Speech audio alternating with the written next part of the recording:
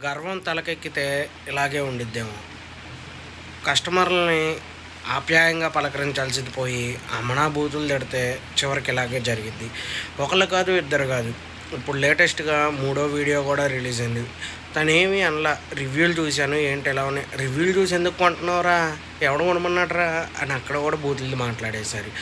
అసలేంటి కథ ఏంటి? వీళ్ళు ఎందుకు అంత యారగెంట్‌గా మాట్లాడుతున్నారు? ఎంత తిట్టినా నా దగ్గర ఒకవేళ పికిల్స్ కొంటారు. వీళ్ళంతే నేను ఎలాగో ఫేమ్ అయ్యాను అనుకుంటున్నారా? లేకపోతే ఏంటని క్లారిటీ అయితే లేదు కానీ ఇంకా వాళ్ళ ఇష్టం. వాళ్ళ బూతులు మొదలు పెడితే పంచాంగం ఎత్తుతున్నారు అంతే.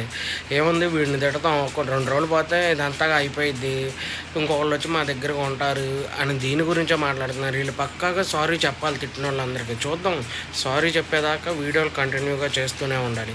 అయితే తను అడిగిన దానికి వీళ్ళు మాట్లాడేదానికి పొంతనే లేదు ఎక్కడ. వీళ్ళు ఇప్పుడు స్టార్టింగ్ ఏం చెప్పారు, మేము చిన్న కష్టపడి పెట్టుకున్నాము అది ఇది అని చెప్పారు. అదంతా బాగానే ఉంది. ఇప్పుడు ఆ కష్టం లేదు, ఏం లేదు. నువ్వు రేట్ ఎక్కువ అంటే నిన్ను తిడతారు, నేను ఎక్కువ అని అడిగితే నన్ను తిడతారు. వీళ్ళు ఎందుకు ఇలా తిడుతున్నారు? అసలు వీళ్ళకి ఎందుకు ఇంత యాటిట్యూడ్ పెరిగిపోయింది? ఒకవేళ ఫేమ్ వచ్చింది, ముగ్గురికి 3 యూట్యూబ్ ఛానళ్ళు ఉన్నాయి అని చెప్పి ఏమన్నా ఫేమ్ వచ్చేసింది, ఇంకా మనం ఏం చెప్పినా వీళ్ళు కొంటారులే, కొనేవాళ్ళు కొంటానే ఉంటారు. కొన్నోళ్ళని మనం కదిలిచ్చి తిడదామని కొంతమందిని వీళ్ళు తిట్టారు అంటే దానికి అర్థం ఉంది. ఎందుకంటే వీళ్ళని ఇబ్బంది పెట్టారని. ఇంక అందరిని ఇష్టం వచ్చినట్టు తిట్టేయమని కాదు కదా. ఏది ముగింపు రావాలంటే వాళ్ళు పక్కాగా సారీ చెప్పాలి. ఆలేఖ్య అనే ఆమె తిట్టినామె సారీ 100% సారీ చెప్పేదాకా ఇది కంటిన్యూ అయ్యిద్ది అందరిది.